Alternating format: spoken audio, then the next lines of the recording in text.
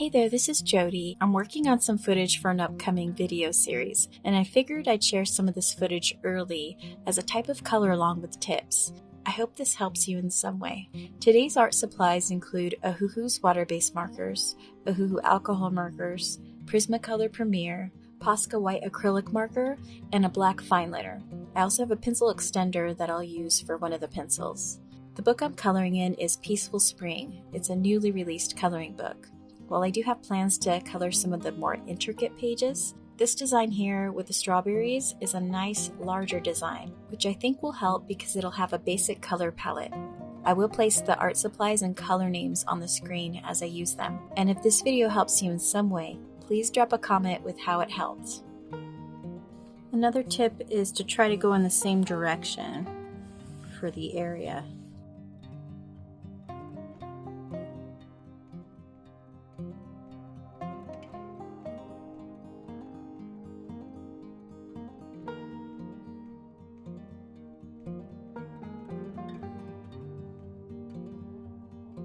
Either get a white gel pen or acrylic pen, because you're able to add little dots in areas that you want to stand out. For instance, you can do a little shininess to make them look shiny.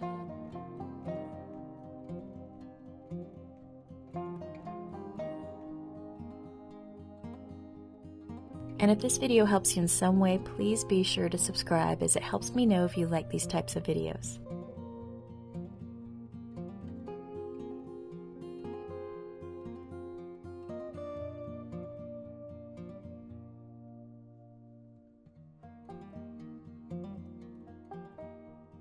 If you don't have a white acrylic marker, use the white of the paper to provide a similar element. So see how I left the white on the paper here? You don't have to use white acrylic. So these are just a little bit of tips for highlighting. For instance, I am making the light come from the top, so I would have the top area a little bit brighter than the bottom. And just leave a little bit of white. So right here I want to add a little bit elements to make it look like they're a little bit more elevated. So I'm just using the white of the paper. And look how pretty that looks. You can see a little bit of light bouncing off. You don't have to do it to every element, just the areas you want to pop. And you could just color it all in. It won't look horrible all colored in either. For instance, I'm going to color most of these elements except a couple of leaves here.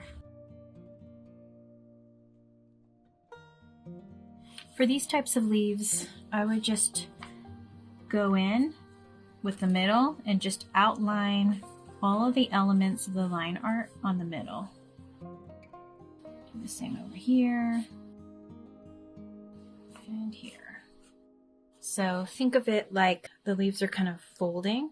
So then I would go in with a lighter color, or you could go in with colored pencils. I think I'm going to go in with colored pencils this time. You don't have to do the entire page with the same supplies.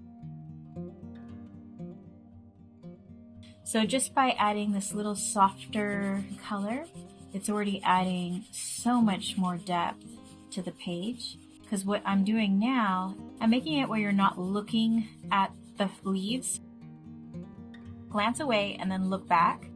You're going to notice the strawberries first. So that's what I'm doing right now, is just figuring out how can I make it where the strawberries are noticeable. And it's sometimes by adding softness to the leaves. You could add a little bit of the light here too if you want to balance it a little, the bottom ones here. Sometimes I don't.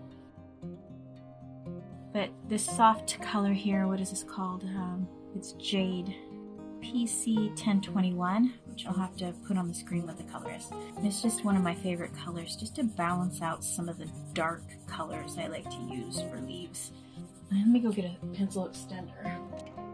So you're supposed to do your circular motions, and that'll really help kind of get in some of the cracks as well. Because if I just do this, which I was a moment ago, it doesn't film it. It does look a little bit more velvety, actually. Even when you are coloring with colored pencils, you really should have a protector sheet in between, because you'll get dents. It's one tip that Hannah Bassford always talks about is putting, no matter what art supplies you have, try to put a protector for your other coloring page in between. So to me, I like this style. If you wanted to make it a little bit more interesting, you could go in with a lighter color. I'm not going to do it for this page. I don't really have a pastel color for this set, but you could go in with a blender pen. Let's do that.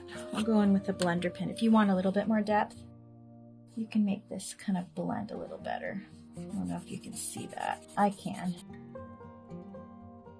It just kind of unifies it to look a little less disconnected and soft.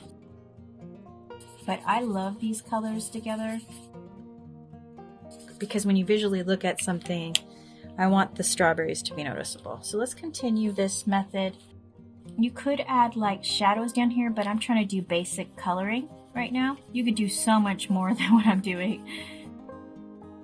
You could add a lot more depth, like dark color here to add the shading. But since this is a basic tutorial, I'm not talking about shading right now. See how different that looks? That looks so much better. In fact, I'm going to do that real quick because this is my completed page. I want to finish real quick. But yeah, you could add, especially with a light color like this, you can add more pressure.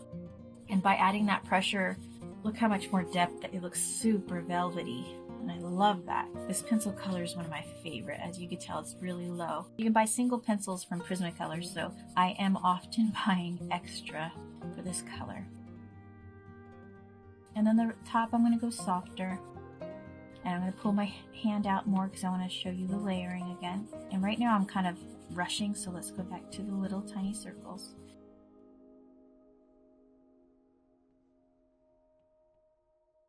Look how beautiful that red and that mahogany color. I really like this.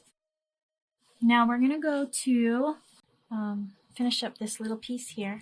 If you want to know the color of this, 154 for the Ohuhu Dark series.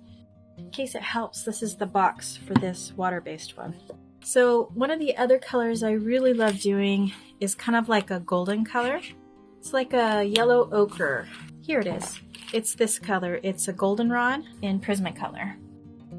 That's my favorite color to go with a lot of pollen.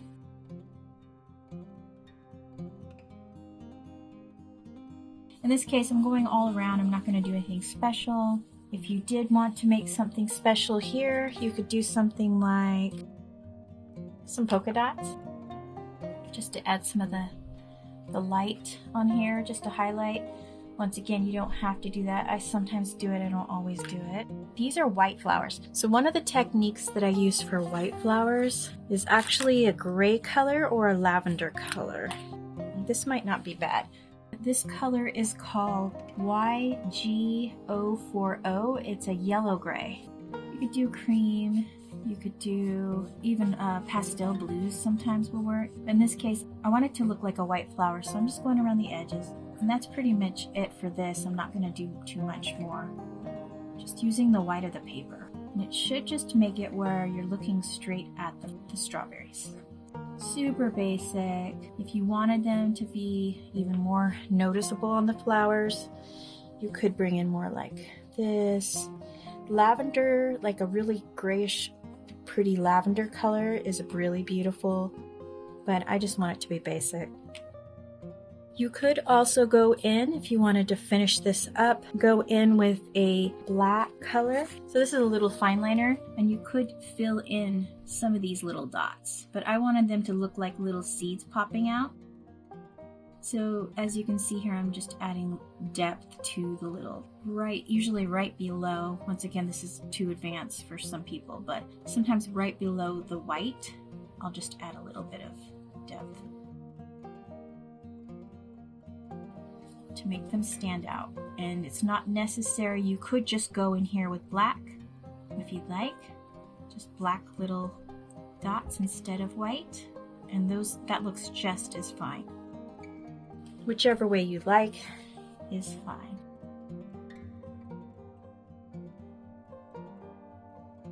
And as you can see, this didn't really take me that long to color.